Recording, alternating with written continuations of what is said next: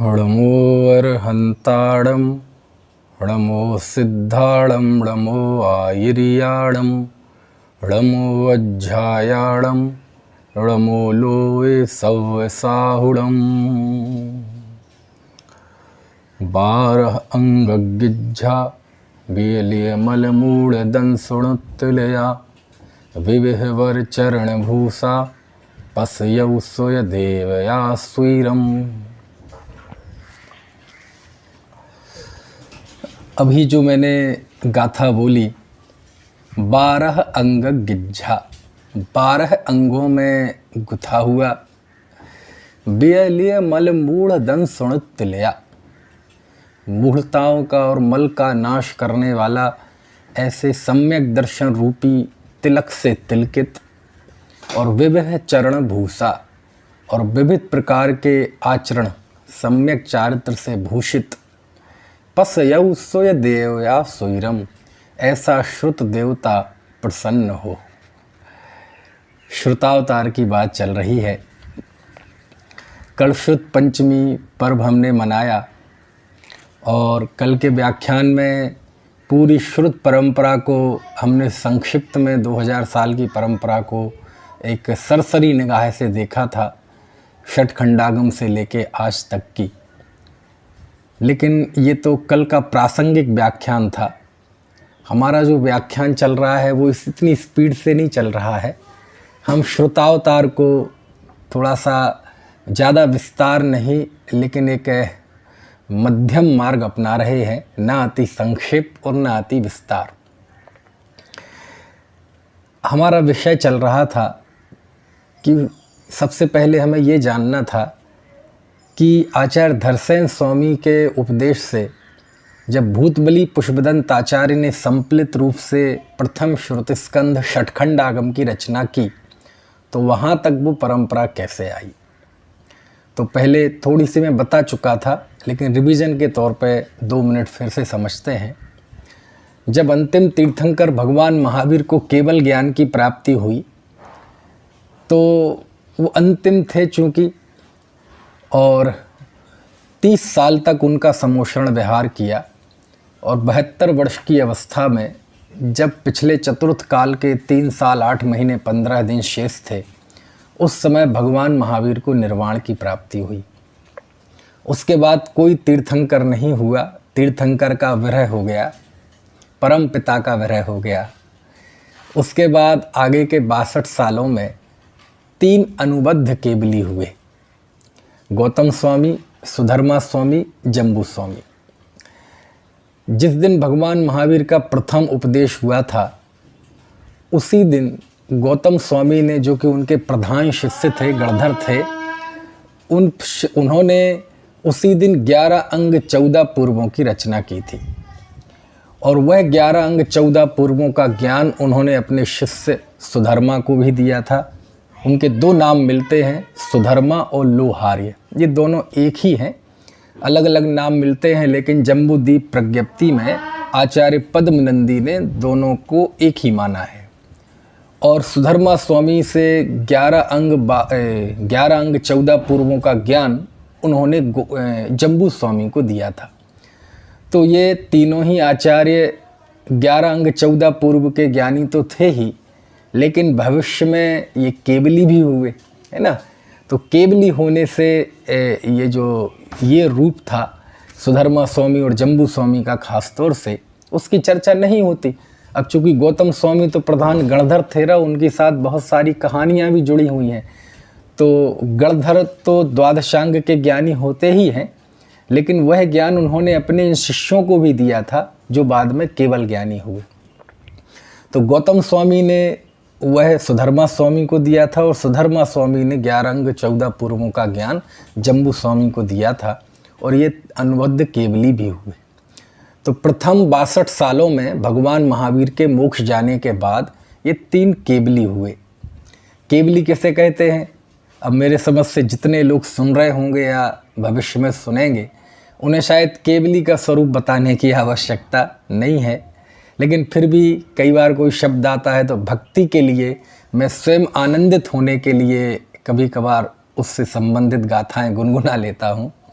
केवली मतलब सकल द्रव्य के गुण अनंत पर जाए अनंता, जाने एक काल प्रगट केवली भगवंता। छेड़ालाकार ने लिखा ना, कुंद कुंद देव ने लिखा प्रवचन सार में, तिक्कालणिच्छ विषमम शैलम सब्बत्थ संभवम चित्तम जुगुबम जाणधि जोड़नम अहो हिणाणस्य माहप्पम। वाह, अब मैं अभी इसका अर्थ बताने का प्रयत्न नहीं करूँगा। कुल मिला के ये है, स्तुतियों में भी है, सकल गे ज्ञायक तदपि निजानंद रसलीन। पूजन में है, विज्ञान नगर के वैज्ञानिक तेरी प्रयोगशाला विस्मय, कैवल्य कला में उमड़ पड़ा संपूर्ण विश्व का ही वैभव। यानी जो सभी द्रव्य और उनकी समस्त पर्यायों को जाने, उन्हें सर्वज्ञ कहते हैं, उसी जीव को केवल ज्ञानी कहते हैं, है ना। जो पूरे विश्व में पूजन चलती है देवशास्त्र गुरु, उसमें देव के लिए सबसे पहली ही पंक्ति है, केवल रवि किरणों से जिसका संपूर्ण प्रकाशित है अंतर। बहरहाल, तो ऐसे 3 अनुबद्ध केवली हुए 62 सालों में, जिनमें अंतिम अनुबद्ध केवली जम्बू स्वामी थे। एक केवली का उल्लेख और आता है तलोई पंडिती में, उनका नाम है श्रीधर केवली। कुंडलगिरी से उन्हें मुक्ति की प्राप्ति हुई, लेकिन चूंकि वह अनुबद्ध केवलियों में नहीं थे, शायद इसलिए उनका नाम इतना ज़्यादा नहीं चलता। फिर तीर्थंकर का तो विरह पहले ही हो चुका था, उसके बाद केवलियों का भी विरह हो गया, और जब जम्बू स्वामी को मुक्ति की प्राप्ति हुई, उसी समय है ना, एक विष्णु नंदी, 2 नाम मिलते हैं, एक विष्णु नाम मिलता है, एक नंदी नाम मिलता है। हो सकता है दोनों एक ही नाम हो और पूरा नाम विष्णु नंदी हो, कुछ भी हो सकता है। उन्हें द्वादशांग का ज्ञान हुआ, यानी वो श्रुत केवली हुए। तो क्या पहले श्रुत केवली नहीं थे? अरे जम्बू स्वामी तो खुद श्रुत केवली हुए थे, सुधर्मा स्वामी तो खुद श्रुत केवली हुए थे, है ना। भगवान महावीर के उसमें 300 श्रुत केवली थे, 700 केवली थे, लेकिन हम उनका नाम भी नहीं जानते। क्यों नहीं जानते? क्योंकि जब तीर्थंकर जैसा महापुरुष हो तो उनके सामने तो हम किसको मुख करें। लेकिन जब तीर्थंकर चले गए तो जम्बू स्वामी आदि जो केवली थे, गौतम स्वामी, उनकी मुख्यता हो गई। तो उस समय भी श्रुत केवली थे, हाँ थे, लेकिन जब उनका भी विरह हो गया तो फिर अब जब तीर्थंकर और केवली नहीं रहे तो फिर श्रुत केवलियों की मुख्यता हो गई, है ना। इसलिए उनका नाम कहते हैं कि उसके बाद आगे के 100 साल में 5 श्रुत केवली हुए। 5 श्रुत केवली कौन कौन से? विष्णु नंदी, नंदी मित्र, अपराजित, गोवर्धन और भद्रबाहु। ये 5 श्रुत केवली हुए। श्रुत केवली किन्हें कहते हैं? गौतम स्वामी ने जिन द्वादशांग की रचना की थी, उसका जिसे ज्ञान होता है वह श्रुत केवली होता है। और ये श्रुत केवली इतने महान होते हैं, इनका ज्ञान इतना अगाध होता है कि शास्त्रों में लिखा है, अब एक आध जगह लिखा होता तो हम रेफरेंस देते, चूँकि कई जगह लिखा है कि केवल ज्ञानी और श्रुत केवली में प्रत्यक्ष और परोक्ष का ही फर्क होता है ना। बाकी श्रुत केवली भी समस्त पदार्थों को जानते हैं, है ना। अब चूँकि द्वादशांग इतना बड़ा होता है, इतना बड़ा होता है, हमारे सुन के हमें उसको अंदर में जाने की जिज्ञासा नहीं होती।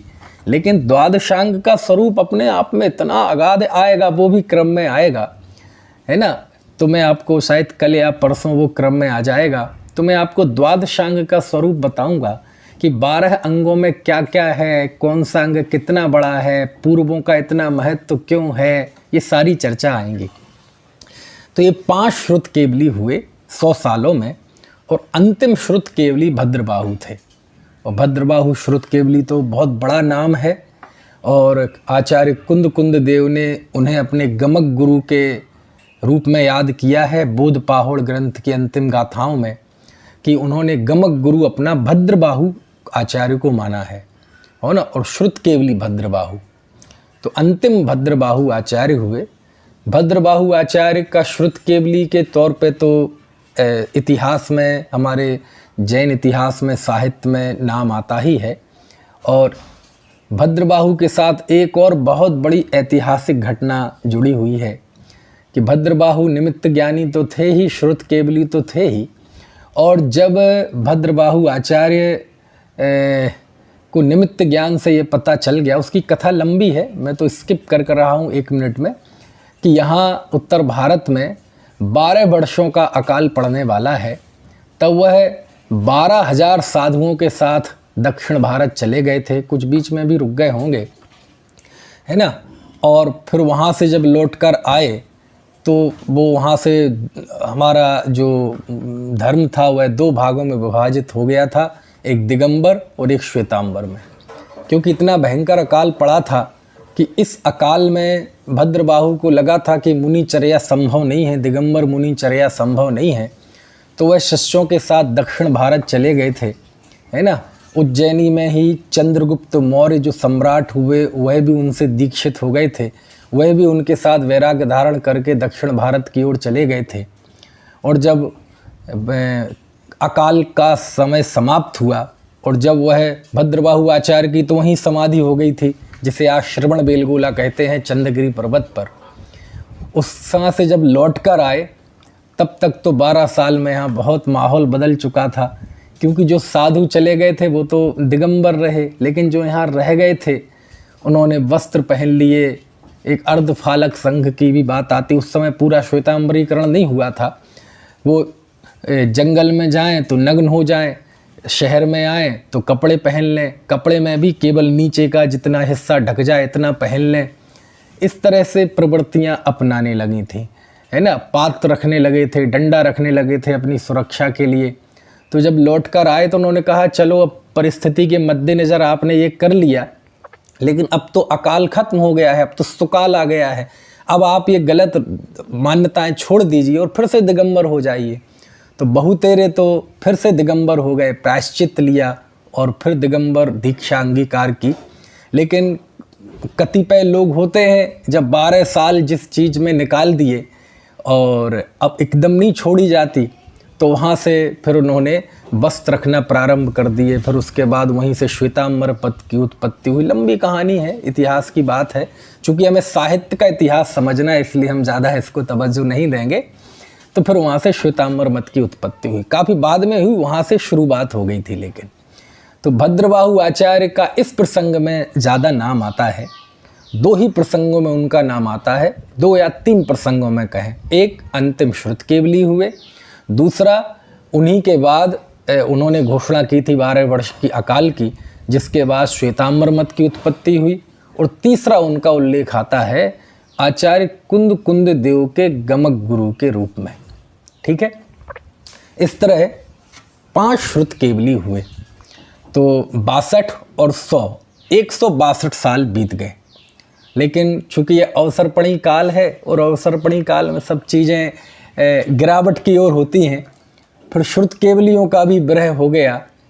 और फिर आगे के 183 सालों में 11 आचार्य ऐसे हुए जिन्हें 11 अंग और 10 पूर्व का ज्ञान था। अब आप कहेंगे 11 अंग 10 पूर्व मतलब क्या है? क्या है कि हमारा सीधे कह दो ना, कभी जब हम कहते हैं 11 अंग 14 पूर्व तो सीधे कह देना द्वादशांग, हाँ कह सकते हैं। लेकिन क्या है, 12 अंगों में 12वां जो अंग है दृष्टिबाद अंग, पहला आचार अंग है, उसके बाद 12वां दृष्टिबाद है।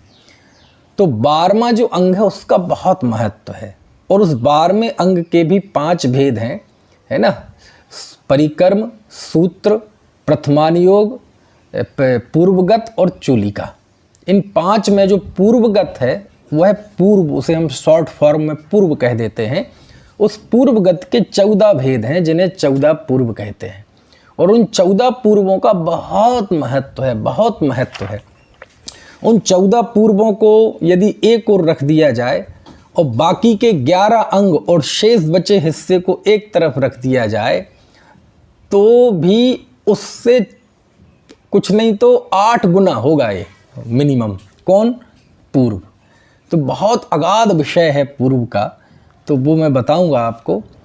तो ऐसे 10 अंग, 11 अंग और 10 पूर्व के ज्ञानी, ऐसे 11 आचार्य हुए। 10वें पूर्व का नाम है विद्यानुवाद पूर्व, और विद्यानुवाद पूर्व का ज्ञान हमेशा सम्यक दृष्टि, वर्धमान चारित्र वाले संयमी मुनि को ही होता है। क्योंकि ये एक तरह की रिद्धि है ना। और विद्यानुवाद पूर्व जिसे प्रकट हो जाता है, तो विद्यानुवाद पूर्व 9 पूर्वों तक का ज्ञान तो अज्ञानी मिथ्या दृष्टि को भी हो जाता है, 11 अंग 9 पूर्व का। लेकिन जो 10वां पूर्व है जिसका नाम है विद्यानुवाद, ये बहुत तंत्र मंत्र विद्याओं का वर्णन इसमें है, बहुत अगाध रूप से। तो ये 10वां जो पूर्व है ये सम्यक दृष्टि को ही होता है, कोई संयमी मुनि कोई होता है, कोई तपस्वी चारित्रवंत मुनि को ही होता है, मिथ्या दृष्टि को तो होने का सवाल ही नहीं उठता। लेकिन इस 10वें पूर्व के ज्ञान से एक खतरा रहता है। आपने सुना होगा भिन्न 10 पूर्वी और अभिन्न 10 पूर्वी। ये क्या होते हैं भिन्न 10 पूर्वी और अभिन्न 10 पूर्वी, है ना। भूतबली पुष्पदंत स्वामी ने अभिन्न 10 पूर्वी की वंदना की। 9वां धवला पुस्तक 9, जब वह वेदना खंड का मंगलाचरण करते हैं, जीवठाण खुद्दाबंद बंध स्वामित्व विधा, तीसरे का मंगलाचरण करते हैं तो बड़ा लंबा मंगलाचरण, उसमें अभिन्न 10 पूर्वियों की वंदना की। तो 10वीं जो पूर्व है विद्यानुवाद, उसके 2 भेद होते हैं, मतलब उसके पात्र के भिन्न 10 पूर्वी और अभिन्न 10 पूर्वी। भिन्न 10 पूर्वी वो होते हैं कि बड़ी आराधना करके उन्हें 10वें पूर्व का ज्ञान तो प्रकट हो गया, लेकिन उसमें जो विद्याओं का वर्णन था, विद्याओं का वर्णन, उस विद्याओं के वर्णन की वजह से विद्याओं का उपयोग करने में वो मुनि लग गए और उसकी वजह से वह चारित्र से भ्रष्ट हो गए, है ना। ये यानी ऐसा कह सकते हैं खुद ही ने गड्ढा खोदा था और खुद वही उसमें गिर गए, तो वो कहलाते हैं भिन्न 10 पूर्वी। लेकिन जिन्हें विद्यानुवाद का ज्ञान प्रकट तो हो गया, लेकिन उन्होंने उसका इस्तेमाल नहीं किया, चारित्र से भ्रष्ट नहीं हुए और अपने चारित्र में दृढ़ रहे, ऐसे कहलाते हैं अभिन्न 10 पूर्वी और उनकी वंदना की है। इससे ये भी पता चलता है कि 22 प्रकार के परिचयों में जो प्रज्ञा नाम का परिचय है वो कितना सार्थक है, क्योंकि विद्यानुवाद भी एक ज्ञान की ही अवस्था है ना। तो देखो उस ज्ञान ने कैसा परिचय किया कि उन्हें चारित्र से भ्रष्ट कर दिया, और यदि उस परिचय को वो सह लेते, है ना, तो अभिन्न 10 पूर्वी होते, और अभिन्न 10 पूर्वी होते हैं तो वो चारित्र से गिरते नहीं हैं, है ना। खैर, तो ऐसे 11 अंग 10 पूर्व के ज्ञानी ऐसे 11 आचार्य हुए आगे के 183 सालों में, जिनमें विशाखा आचार्य, प्रोष्ठेल आचार्य, सिद्धार्थ क्षत्रिय आचार्य, जयसेन आचार्य, नागसेन आचार्य, सिद्धार्थ आचार्य, धृतिसेन आचार्य, विजय आचार्य, बुद्धिल आचार्य, गंगदेव आचार्य और धर्मसेन आचार्य। इस तरह 11 आचार्य हुए। अब आप कह सकते हैं कि इसके अलावा और कम अंग के ज्ञानी भी होंगे ना, जरूर होंगे। क्यों? क्योंकि मैंने बताया ना, जब तीर्थंकर थे तो केवली श्रुत केवलियों का कोई नाम नहीं लेता था, जब केवली थे तो श्रुत केवलियों का नाम नहीं लेता था, जब श्रुत केवली थे तो कम अंग के ज्ञानी भी रहेंगे, उनको कोई याद नहीं करता था। अब जब 11 अंग 10 पूर्व के ज्ञानी थे तो उसके पहले 11 अंग 9 पूर्व, 8 पूर्व, 7 पूर्व के रहे होंगे, पक्का रहे होंगे, लेकिन चूंकि उनकी मुख्यता नहीं है क्योंकि उनसे बड़े हैं ना, है ना। तो इस तरह 183 सालों में ये 11 आचार्य हुए। युग ने और करवट ली, 10वें पूर्व का ही विरह हो गया, 9वें पूर्व का भी विरह हो गया, और बाद के 220 सालों में 5 आचार्य ऐसे हुए जिन्हें 11 अंग का ज्ञान था। उन 5 आचार्यों के नाम हैं नक्षत्र, जयपाल, पांडु, ध्रुवसेन और आचार्य कंस। ये 5 आचार्य हुए 220 सालों में, इन्हें 11 अंग का ज्ञान था। थोड़ा सा इसमें दुविधा भी है, ये जो अभी मैं बता रहा हूँ धवला आदि के दृष्टि से बता रहा हूँ, लेकिन दूसरी जगह पे जैसे प्राकृत की एक पट्टावली बहुत प्रचलित है, उसमें 220 साल की जगह थोड़ा कम दिया है, 123 साल दिया हुआ है। क्यों दिया हुआ है अभी हम वो बताएंगे। 220 भी दिया है, प्रचलित 220 है, लेकिन 123 चूँकि प्राकृत पट्टावली में आया है तो ये भी जानने लायक है। तो 5 आचार्य हुए। फिर और समय बीता, आगे के 97 सालों में, कितने सालों में, 97 सालों में, है ना, दूसरा मत भी है 118 साल, उसमें 4 आचार्य ऐसे हुए कि इन आचार्यों को एक आचारांग का ज्ञान था, केवल आचारांग का। आचारांग जिसमें 18,000 पद होते हैं, जिनमें सुभद्राचार्य, यशोभद्राचार्य, यशोबाहु और लोहाचार्य। ठीक है, यहाँ तक अंग ज्ञानियों की परंपरा रही, यहाँ तक अंग ज्ञानी रहे।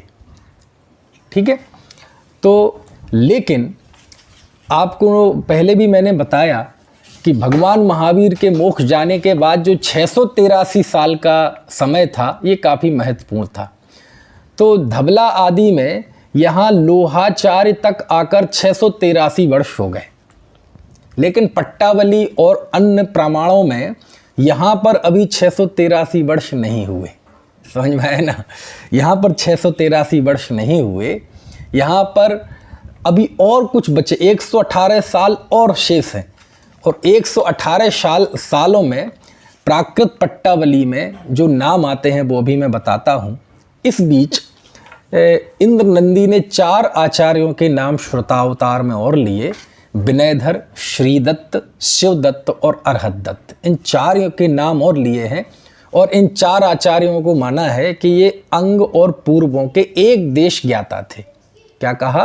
अंग और पूर्वों के एक देश ज्ञाता थे। उसके बाद 5 आचार्यों के नाम आए हैं। सबसे पहला नाम आया है अरहत बली आचार्य का, दूसरा आया है माघनंदी आचार्य का, तीसरा आया है आचार्य धरसेन स्वामी का, चौथा आचार्य पुष्पदंत का, और 5वां आचार्य भूतबली का। और यहाँ आकर 683 वर्ष पूरे हो जाते हैं, है ना। तो 2 स्थितियाँ हैं। पहली स्थिति लोहाचार्य माने जो अंगधारी थे, जिनके 4 नाम बताए, वहाँ जाकर 683 वर्ष हो जाते हैं। लेकिन प्राकृत पट्टावली में यहाँ पुष्प भूतबली आचार्य तक आने पे 683 वर्ष होते हैं, है ना। तो दोनों ही स्थितियाँ हैं। अब चूंकि इतिहास की जो पुराने तार हैं ना, ये आपस में बहुत उलझे हुए होते हैं। हमारे आचार्य निष्प्रही थे, वो लिखते थे लेकिन अपने विषय में और काल आदि का ज़्यादा कुछ जानकारी देते नहीं थे, तो उसकी वजह से बहुत सारी जानकारियाँ हमें मिल नहीं पाती थी। तो इतिहास में जो हम शोध करते हैं, अंतः साक्ष्य, बाह्य साक्ष्य, अंतः साक्ष्य यानी आचार्यों के अपने ग्रंथों से जो साक्ष्य मिलते हैं, बाह्य साक्ष्य मतलब इसके अलावा जो बाह्य साक्ष्य हैं, प्रमाण हैं, उसके आधार पर इतिहास के तार आपस में जोड़ते हैं, और जो कुछ दमदार प्रमाण होते हैं उसके अनुसार जो निकल कर आता है तो फिर वो लिख दिया जाता है। तो यहाँ इस तरह से 683 वर्ष बीत गए। अब यहाँ एक चीज़ देखने लायक है कि आचार्य अरहत बली का नाम आया, उसके बाद माघनंदी आचार्य का नाम आया, उसके बाद धरसेन स्वामी का नाम आया, उसके बाद आचार्य पुष्पदंत और भूतबली का नाम आया, है ना। पट्टावलियों में तो इन्हें भी अंगधारी कहा है, लेकिन इनके अंगधारी होने के मजबूत प्रमाण नहीं हैं, अन्य प्रमाण। लेकिन इतना जरूर है कि ये अंगों के अंशधारी तो थे, है ना। धरसेन स्वामी का तो प्रसिद्धि है। चलिए अब यहाँ आकर हम जरा देखते हैं कि अरहत बली आचार्य, कितना बड़ा नाम आचार्य का। यानी प्राकृत पट्टावलियों में, है ना, अंग ज्ञानियों के बाद सबसे ऊपर यदि आचार्य किन्हीं का नाम आता है तो अरहत बली। इनका दूसरा नाम गुप्ती गुप्त भी आता है। और ये आचार्य प्रसिद्ध हुए हैं, इन्होंने कोई ग्रंथ की रचना तो नहीं की थी, लेकिन उस समय के बड़े प्रभावशाली पुंड्रवर्धन के थे, ये बड़े प्रभावशाली आचार्य अरहत बली रहे हैं। कैसे पता चलता है कि आप देखेंगे कि आचार्य अरहत बली के नेतृत्व में, है ना, आंध्रा प्रांत में जिला सतारा, आज भी है ये सब, अब पुराना समय था, आज है ना, महिमा नगर है एक, बैणाक नदी के किनारे, वहाँ एक यति सम्मेलन हुआ था। इसका जिक्र मैंने कल भी किया था, आज भी करना ज़रूरी है इस सिलसिले में। तो अब जिसके नेतृत्व में इतना बड़ा युग प्रतिक्रमण हो रहा है 5 साल में, अब आप प्रश्न कर सकते हैं युग प्रतिक्रमण होता क्यों है, और उस समय 575 वर्ष बीत चुके थे, अब सब तार जोड़े जाएं तो, यानी 5 साल में एक बार यदि युग प्रतिक्रमण होता है तो 115वां युग प्रतिक्रमण होना चाहिए गणित के हिसाब से। तो आचार्य अरहद बली के नेतृत्व में वहाँ पर, है ना, महिमा नगर में ये युग प्रतिक्रमण हुआ था, जिसमें 100 योजन के साधु एकत्रित हुए थे, है ना। और वो युग प्रतिक्रमण बहुत प्रसिद्ध हुआ। कल मेरे पास एक बहन का फ़ोन आया, कल या परसों, कल मुझे ध्यान नहीं आ रहा। उन्होंने ये पूछा कि साहब ये युग प्रतिक्रमण अब कहाँ होते हैं, कौन कराता है उन युग प्रतिक्रमण को। तो देखो भैया, वह ऐसा प्रतिक्रमण था, प्रतिक्रमण बड़ी निजी वस्तु है। यदि हम सामूहिक भी करते हैं तो वह प्रतिक्रमण बड़ी निजी वस्तु है। ये कोई इसके माध्यम से कोई शोर शराबा, कोई आयोजन, इस तरह का आयोजन नहीं है। मुनि लोग आपस में इकट्ठे होकर प्रतिक्रमण करते हैं 5 साल में, तो उसे युग प्रतिक्रमण कहते हैं। उसी को इतिहास में यति सम्मेलन कहा गया है। तो उसमें क्यों करते हैं ये प्रतिक्रमण? प्रतिक्रमण दिन का होता है, रात का होता है, एक पक्ष का होता है, चतुर्मास का होता है, इरियापथ प्रतिक्रमण होता है, साल का होता है। ये 5 साल में युग प्रतिक्रमण क्यों, और ये सामूहिक क्यों करते हैं? इसलिए करते हैं कि क्या होता है, प्रतिक्रमण जो बृहद प्रतिक्रमण 5 साल का, तो हम दोषों का प्रतिक्रमण तो करते ही हैं, लेकिन इसके साथ साथ बहुत सारी चीज़ें हम साधु एक दूसरे से सीखते हैं। कैसे कि जगह जगह से साधु आते हैं तो अपनी जानकारियाँ आपस में शेयर करते हैं, है ना। कहीं और ग्रंथ मिला हो, विशिष्ट ज्ञान मिला हो तो उसको शेयर करते हैं। मुनिचर्या में कहीं कोई बाधा तो नहीं आ रही है, बाधा आ रही है तो कैसे मुनिचर्या को, है ना, सुदृढ़ रखा जाए, निर्दोष रखा जाए, इस बात को, यानी उस सम्मेलन के माध्यम से वो एक दूसरे की साधना, एक दूसरे का ज्ञान, एक दूसरे का अनुभव आपस में बांटते हैं, ताकि उनके चारित्र की भी वृद्धि हो, उनके ज्ञान की भी वृद्धि हो, और ये जिन धर्म की पताका चलती रहे, कोई इसमें बाधा ना आए। कोई विशिष्ट ज्ञान की उपलब्धि हुई हो, कोई विशिष्ट शास्त्र देखने में आए हों तो उसको भी साझा करते हैं। क्या देश काल की परिस्थितियां हैं उसको भी साझा करते हैं। तो उस एक युग प्रतिक्रमण के बहाने बहुत कुछ जानकारियां इकट्ठी हो जाती हैं और आपस में परिचय होता है, तो एक दूसरे के प्रति वात्सल्य भी बढ़ता है, क्योंकि मिलने पर ही वात्सल्य बढ़ता है ना। और सम्मेलन में होता ही ये है कि जिनका हम बहुत नाम सुनते थे, मान लीजिए कोई विशिष्ट तपस्वी हुए हों, विशिष्ट विद्वान, विशिष्ट कोई कार्य किया हो कि नहीं साधु ने ज्ञान के क्षेत्र में, तो उनका हम नाम सुनते हैं तो उन्हें बड़ा बहुमान होता है। तो सबको इच्छा होती है कि एक बार उन्हें देखें भी, दर्शन भी करें। तो जब ऐसे मिलते हैं तो बड़ा आनंद होता है। बड़े बड़े आचार्य, है ना, तपस्वी सब वहाँ आते हैं, तो एक तरह से एक ऐसा माहौल बन जाता है ना, और आपस में ऐसा वात्सल्य और प्यार उमड़ता है कि युग प्रतिक्रमण एक बहुत अच्छा आयोजन होता था मुनियों के लिए। लेकिन फिर उस युग प्रतिक्रमण को क्यों याद करते हैं, दूसरे युग प्रतिक्रमण को क्यों नहीं? क्यों? क्योंकि उस युग प्रतिक्रमण के साथ कुछ इतिहास जुड़ा हुआ है। एक बहुत काला अध्याय तो क्या कहें, लेकिन एक ऐसी घटना जुड़ी हुई है जिसकी वजह से वो युग प्रतिक्रमण बहुत प्रसिद्ध हो गया। उसके बाद फिर हुए नहीं हुए, कैसे हुए, कुछ नहीं पता। क्यों? क्योंकि उसके बाद संघ भेद हो गया। फिर संघों में अपने करते होंगे, कैसे करते होंगे उसके बारे में ज़्यादा जानकारी नहीं है। लेकिन युग प्रतिक्रमण के लिए किसी का नेतृत्व तो जरूरी है ना। तो अरहद वली आचार्य कम से कम एक नेतृत्वधारी थे कि उन पे सबको यकीन था, विश्वास था। तो बहन ने पूछा, अब ये युग प्रतिक्रमण क्यों नहीं होता? अब मैंने कहा, भाई हो क्यों नहीं होता, अब नेतृत्व भी तो चाहिए ना। और अभी 2 साल पहले एक आचार्य ने किया भी था, कुछ साधुओं को इकट्ठे करके। जो भी रहा हो, वो कोई ऐसी चीज़ नहीं है, कोई ग्लैमर वाली चीज़ नहीं है। वो चीज़ है अपनी साधना, ज्ञान और जिन धर्म की प्रभावना के लिए एक दूसरे के साथ मिलना, सम्मान, है ना, और ऊर्जा प्राप्त करना, एक दूसरे से साधना में दृढ़ होना। तो जब ये प्रतिक्रमण उस बेणाक नदी के किनारे चल रहा था, तो इंद्र नंदी आचार्य ने लिखा कि आचार्य अरहद बली बैठे हुए थे। आचार्य अरहद बली ने कहा कि सभी साधु आ गए, क्योंकि अब 100 योजन से आते हैं, नज़दीक वाले जल्दी आ जाते हैं, दूर वालों को थोड़ा वक्त लगता है, और फिर रास्ता और फिर प्राकृतिक बाधाएं, जो कुछ भी हो। उन्होंने ऐसा प्रश्न पूछा, सभी आ गए? तो एक साधु ने जवाब दिया, आगे बैठे थे, कि सभी संघों के सभी साधु आ गए। अब ये सुनकर आचार्य अरहद बली का दिमाग मतलब एक तरह से शौक लगा कि ये क्या हो गया, मैंने तो ये पूछा ही नहीं और आपने जवाब दिया संघ भेद की तरफ से।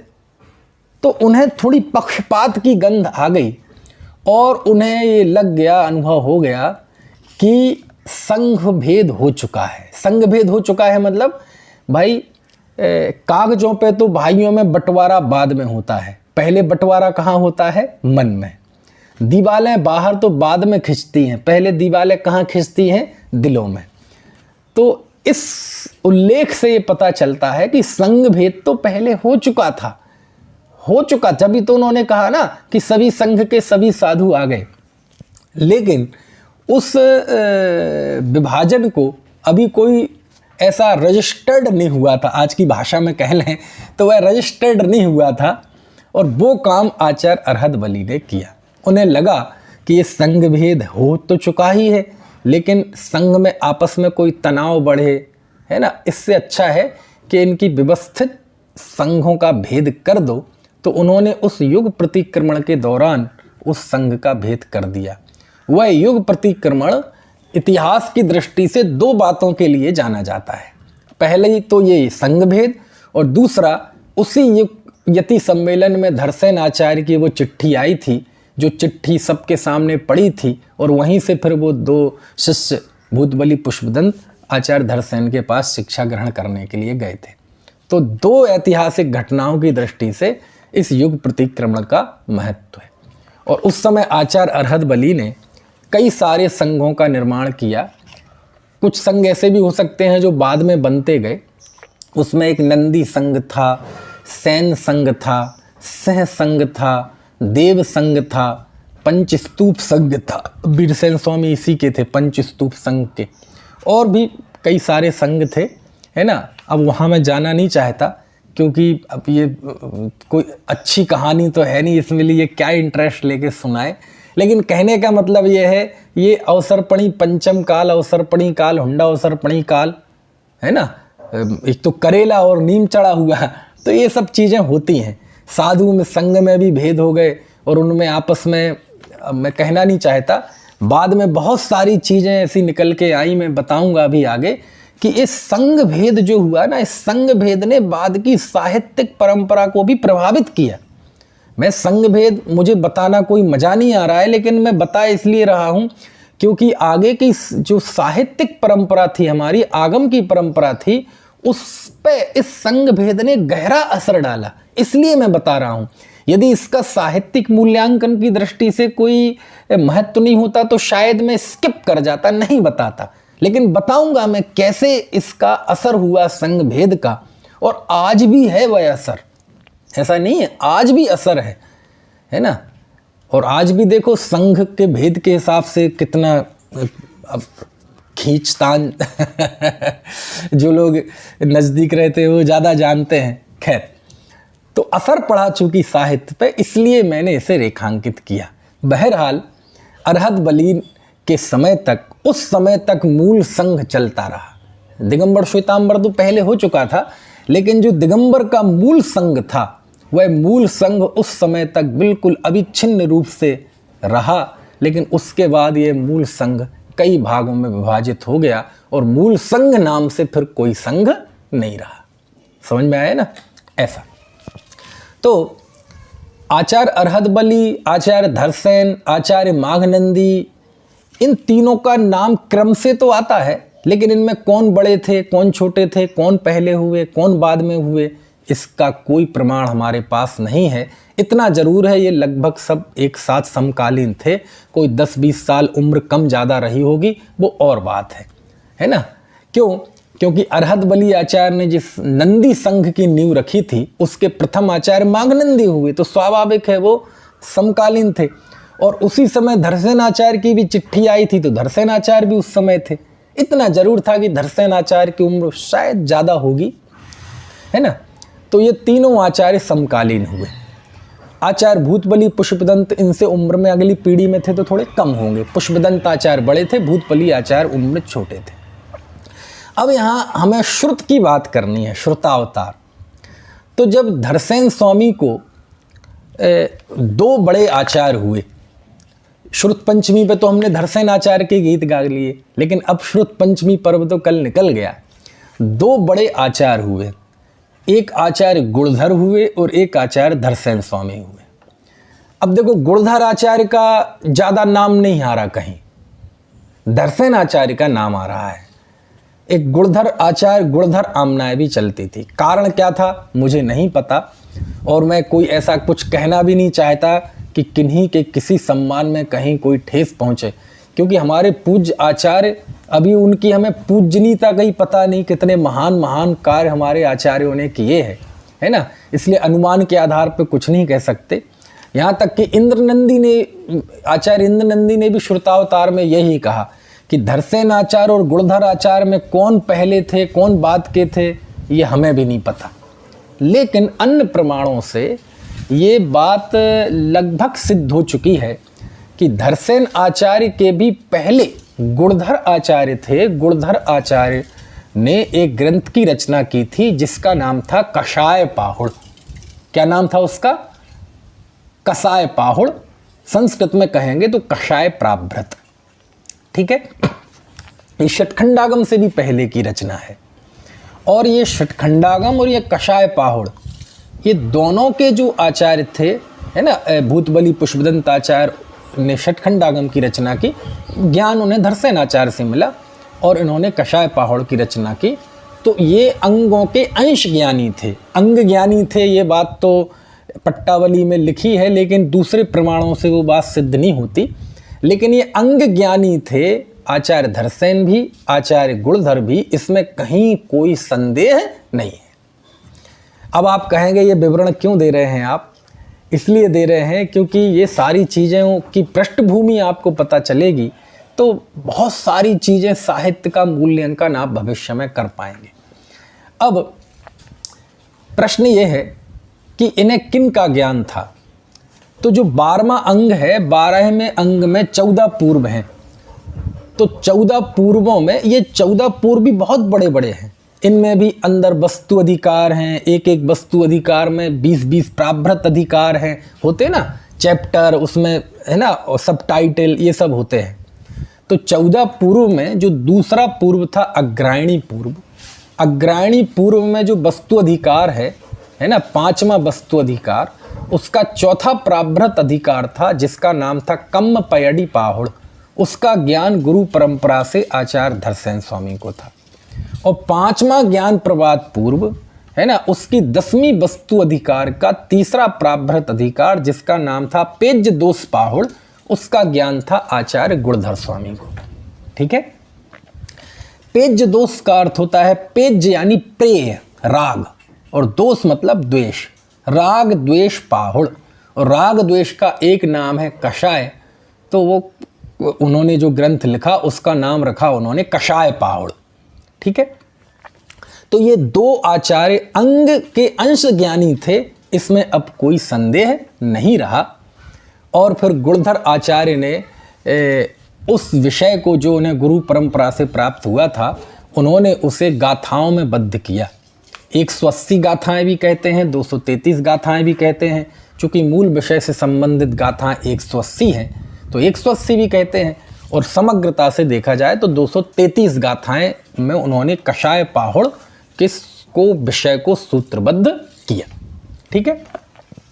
धरसेन स्वामी को जो ज्ञान था, चूँकि धरसेन स्वामी समझ में आता है कि वह काफ़ी बुजुर्ग हो चुके थे, उनको अष्टांग निमित्त ज्ञानी थे धरसेन आचार्य।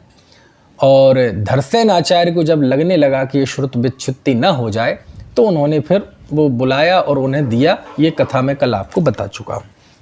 अब यहाँ एक बहुत महत्वपूर्ण विषय मैं उठाने वाला हूँ कि प्रश्न ये है कि आखिरकार धरसेन स्वामी के पहले ये और किन्हीं साधु को विचार क्यों नहीं आया? गुणधर आचार्य ने तो की कषाय पहाड़ की रचना, लेकिन उसके पहले है ना अरहत बली आचार्य को नहीं आया, है ना विनयधर, श्रीदत्त, अरहत दत्त, शिवदत्त महाराज को भी नहीं आया, इन्हें भी है ना अंग और पूर्वों का एक देश ज्ञान था। उसके पहले भी बड़े बड़े आचार्य हुए, कुछ के नाम उल्लेख मिलते हैं, कुछ के नहीं भी मिलते हैं। आखिर किन्हीं आचार्य को जिनवाणी को लिपिबद्ध करने का विचार क्यों नहीं आया? आज हम इस बहुत महत्वपूर्ण बिंदु पर बात करेंगे, है ना। क्यों नहीं आया? आया तो इसलिए क्योंकि श्रुत विच्छेद का भय था। पहले तो हम इस पर विचार करें कि आया क्यों। आया इसलिए क्योंकि उन्हें श्रुत के विच्छेद का भय था और उस भय से निर्भय होने के लिए उन्हें लिपिबद्ध कराने का भाव आया। लेकिन उसके पहले किन्हीं आचार्य को क्यों नहीं आया? जबकि हमारे जो दिगंबर साहित्य लिखा गया आज से लगभग 1900 साल पहले लिपिबद्ध हुआ, उसके पहले दूसरे धर्मों का विपुल साहित्य लिखा जा चुका था, चाहे वेद हो, चाहे ब्राह्मण हो, चाहे अरण्यक हो, चाहे पुराण हो, बौद्ध साहित्य भी लिखा जा चुका था। यदि त्रिपिटक की वो बाद में हुई संकलन, उसके अलावा महाकाव्य की रचना, रामायण, महाभारत, कालिदास भी इसके पहले हुए, बहुत लिखा जा चुका था। विदेशों में भी लिखा गया था, है ना। ईसा से 4वीं शताब्दी पूर्व सुकरात, प्लेटो वगैरह हुए, है ना। प्लेटो की रचना रिपब्लिकन, द लॉज आज भी चलती है। अरस्तु की रचनाएं हैं, आज भी चलती हैं। तो विदेशों में भी और भारतवर्ष में भी बहुत लिखा जा चुका था। आज के मुकाबले तो कम, लेकिन प्राचीनता के हिसाब से बहुत लिखा जा चुका था। फिर प्रश्न ये है कि हमारे आचार्यों ने इतनी देर से कलम क्यों चलाई, और देर के इससे चलाने की वजह से बहुत नुकसान भी हो रहा है। समझ में आया? बहुत नुकसान क्या हो रहा है कि कितने इतिहासकारों ने कह दिया कि जैन साहित्य पर, जैन द्रव्यान योग पर, अध्यात्म पर उपनिषद का प्रभाव है, हिंदू दर्शन का प्रभाव है, उन्होंने हिंदू धर्म की एक शाखा के रूप में ऐसी कई झूठी बातें लिख दी, है ना। जो भी हुआ हो, खैर अब क्या क्या हुआ वो तो जो हो गया सो हो गया, लेकिन हम उसका मूल्यांकन तो कर सकते हैं ना, एनालिसिस। तो प्रश्न क्या है कि हमारे आचार्यों ने इतनी देरी से कलम क्यों उठाई? उसका जो मुझे कारण अब तक समझ में आया, वो मुझे उसमें 2-3 कारण प्रमुख समझ में आए। पहला कारण तो ये है, ये कारण मुझे कब समझ में आया कि आपको पता होना चाहिए कि जब ये हमारे शास्त्र थे हस्तलिखित चलते थे, प्रकाशित नहीं होते थे, जबकि प्रेस तो बहुत पहले आ चुके थे देश में, प्रकाशित नहीं होते थे। तो जब ये शास्त्र पब्लिश्ड होना प्रारंभ हुए, प्रेस में जाके छपके आना प्रारंभ हुए, तो उस समय बहुत संघर्ष चला। क्या संघर्ष चला? ये संघर्ष चला कि ये शास्त्र छपने चाहिए कि नहीं छपने चाहिए। तो 2 पार्टी थी, एक पंडित पार्टी थी, एक बाबू पार्टी थी, और इनमें इतना तनाव चला कि पंडित पार्टी ये कहती थी कि ये शास्त्र छपने नहीं चाहिए, प्रेस में जाएंगे, कैसी स्याही होगी, कहाँ से कागज आएगा, मजदूर लोग बनाएंगे, पैरों से कुचलेंगे, अभिनय होगी ना बहुत ज़्यादा जिन बचनों की, तो कहते प्रकाशित नहीं होने चाहिए। फिर ये ट्रांसपोर्ट द्वारा जाएंगे, डाक से जाएंगे, कहाँ पड़े रहेंगे। समझ गए आप? और दूसरी जो बाबू पार्टी थी जिसमें श्रेष्ठी वर्ग था, वो कहते थे नहीं शास्त्र छपने चाहिए, और इनमें बहुत संघर्ष चला। अभी हम जहाँ मेरठ में बैठे हैं और जिस मंदिर में मैं व्याख्यान करने जाता हूँ, तीरगनार मंदिर, वहाँ झगड़ा हुआ था बहुत साल पहले। हम तो जीवित भी नहीं थे, हमारे पिताजी भी नहीं होंगे उस समय, तो है ना। खैर, और इसके बाद जब ये धवला और जय धवला और महाधवल, महाबंध, इनका जब प्रकाशन हो रहा था, तो इनके प्रकाशन में एक बहुत बड़ी विद्वानों की लिस्ट थी जो इनके विरोध में थी, और उन्होंने ये प्रचारित किया कि यह जैन ये सिद्धांत ग्रंथ है, इन्हें गृहस्थों को पढ़ने का अधिकार नहीं है। जो लोग गृहस्थ इसकी कॉपी कर रहे हैं, इसके अनुवाद कर रहे हैं, इसे प्रकाशित कर रहे हैं, इसे है ना, इसके ये सब गलत है, बिल्कुल गलत है। गृहस्थों को सिद्धांत ग्रंथ पढ़ने का अधिकार कतई नहीं है। लेखमालाएं चली। और इसका नेतृत्व मालूम किसने किया था, है ना, पंडित मक्खन लाल जी ने। मोरैना विद्यालय के प्रधानाचार्य थे ना, बहुत बड़े विद्वान थे, बहुत बड़ा नाम था। उन्होंने इसका नेतृत्व किया और उन्होंने इस बात का झंडा बुलंद किया कि ये सिद्धांत ग्रंथ गृहस्थों के पढ़ने के नहीं है, इसलिए जहाँ है मूल बद्री में वहीं रहना चाहिए। इनके दर्शन करो, पूजन करो, और प्रकाशित बिल्कुल नहीं होना चाहिए। इनका पठन पाठन गृहस्थों में बिल्कुल नहीं होना चाहिए। ये खूब चला है मामला। बात समझ में आ रही कि नहीं है? और कुल मिला के ये हुआ कि फिर विद्वानों ने भी जवाब दिए और ये बात आखिरकार ज़्यादा चल नहीं पाई और फिलहाल वो छपे ग्रंथ। तो इस एक चीज़ इससे निकल कर आई कि भूतबली पुष्पदंत आचार्य के 1900 साल बाद जब हम वस्त्र सहित हम गृहस्थों को जिनवाणी की विनय अभिनय की इतनी चिंता है कि छपे नहीं, है ना, ये प्रकाशित ना हो, तो आज से 1900 साल पहले जिस समय लेखन की परंपरा बहुत अधिक विकसित नहीं हुई थी, उस समय के आचार्यों को ये चिंता नहीं रहती होगी कि यदि ये शास्त्र लिपिबद्ध होंगे तो कौन इन्हें संभाल करेगा, कैसे इनकी विनय होगी। क्यों? क्योंकि वो संत वनवासी होते थे, है ना, और ऐसे अब वहाँ लिखने के लिए ताड़पत्र चाहिए, स्याही चाहिए, है ना। अब वहाँ कौन लाएगा, कौन इसे व्यवस्थित करेगा। हम लिख देंगे तो साथ में तो लेके जाएंगे नहीं, कहीं छोड़ देंगे, फिर उसकी कैसी अभिनय होगी। ये सारी जो व्यवस्था जुड़ी हुई है लेखन के साथ, तो जब हम कपड़े वालों को 1900 साल बाद जब ये फिक्र थी, तो हमारे वीतरागी संतों को नहीं रही होगी कि यदि हम जिनवाणी लिपिबद्ध कर दें तो इसकी विनय हो पाएगी कि नहीं हो पाएगी। इन गृहस्थों पर क्या विश्वास करें, इन्हें तो अपने कमाने धमाने से फुर्सत नहीं है। तो ये चीज़ जो मुझे समझ में आई। दूसरा एक और उल्लेख मुझे मिला, उससे मेरी ये बात और पुष्ट हुई कि इंद्रनंदी आचार्य ने श्रुतावतार में समंतभद्र आचार्य का उल्लेख किया। इस प्रसंग में किया कि समंतभद्र आचार्य ने षटखंडागम के 3 खंडों पर टीका लिखी थी। क्या कहा मैंने? षटखंडागम ने 5 खंडों पर एक टीका लिखी थी और 48,000 श्लोक प्रमाण षटखंडागम पर, हालांकि वो उपलब्ध नहीं है। और दूसरा उन्होंने उल्लेख एक और किया कि समंतभद्र आचार्य कषाय पाहुड़ पर भी टीका लिखने जा रहे थे, लेकिन उन्हें दूसरे साधु ने मना कर दिया कि तुम मत लिखो। क्यों नहीं लिखो? बोले शुद्धि आदि की बात थी। अब प्रश्न ये है कि ऐसी कौन सी शुद्धि थी जो आचार्य समंतभद्र के पास नहीं थी कि वो कषाय पाहुड़ की टीका लिखने के अधिकारी नहीं थे। और जब उनको शुद्धि नहीं थी तो हम गृहस्थों को तो शुद्धि कहाँ होगी, है ना। तो इससे भी हमें ऐसा समझ में आया कि कहीं ना कहीं हमारे पूर्वाचार्यों के मन में ये बात थी कि ये जो उपलब्ध ज्ञान है इसके लिपिबद्ध होने में शुद्धि आदि की ज़रूरी है।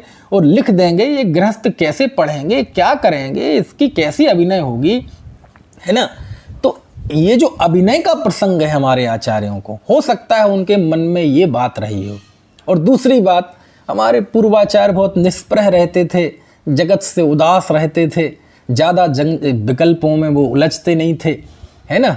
और जिन्हें 11 अंग का ज्ञान रहा हो, 11 अंग 10 पूर्व का ज्ञान रहा हो, अंगधारी हुए हों, वो कितने ज्ञानी ध्यानी रहते होंगे आप सोचो। तो वो उनके मन में इन विकल्पों को ज़्यादा स्थान नहीं था कि मैं लिखूं, लिखने के बाद लोग पढ़ें, इन ताड़पत्रों को संभालेंगे। बोले ये कौन करे, और क्यों? ये करने के लिए क्या करना पड़ेगा? गृहस्थ के आश्रित होना पड़ेगा, क्योंकि लेखन आदि की व्यवस्था वो खुद तो करेंगे नहीं, है ना। लिखने की वस्तुएं खुद तो जुटाएंगे नहीं, और लिखने के बाद उन्हें खुद तो संभालेंगे नहीं। क्यों? क्योंकि वो ही संभालते रहेंगे तो आत्मा का ध्यान कब करेंगे। तो ये सारी चीज़ें मिलकर जो संकेत देती हैं, वो संकेत यही देती हैं कि इस कारण से हमारे आचार्यों ने लेखनी थोड़ी देर से चलाई, है ना। क्योंकि जब ऐसा ही माहौल आ गया, धरसेन आचार्य को बिल्कुल ऐसा ही लगने लगा कि अब यदि हम थोड़े से रिजर्व थे ना पहले, थोड़े अब हमें रिजर्व नहीं रहना पड़ेगा, थोड़ा सा इस ज्ञान को आगे चलता रहे इसके लिए प्रयत्न करना पड़ेगा। तो ये जो लोक मंगल की भावना आई धरसेनाचार्य के, वास्तव में इस लोक मंगल की भावना ने हम जीवों को निहाल कर दिया। तो पहले के आचार्यों के लोक मंगल की भावना क्यों नहीं थी? अरे बहुत लोक मंगल की भावना थी, लेकिन बस लिपिबद्ध नहीं किया। बाकी लोक मांगलिकता में तो उनके भी कोई कमी नहीं थी, है ना। श्रुति परंपरा से तो उन्होंने सबको सिखाया, समझाया, लिपिबद्ध नहीं किया, क्योंकि लिपिबद्ध करने के पीछे ये जो कारण मैंने बताए, है ना, अभिनय का, अशुद्धि का, ये सब कारण मुझे समझ में आए उद्धरणों के माध्यम से, ये मैंने बात कही।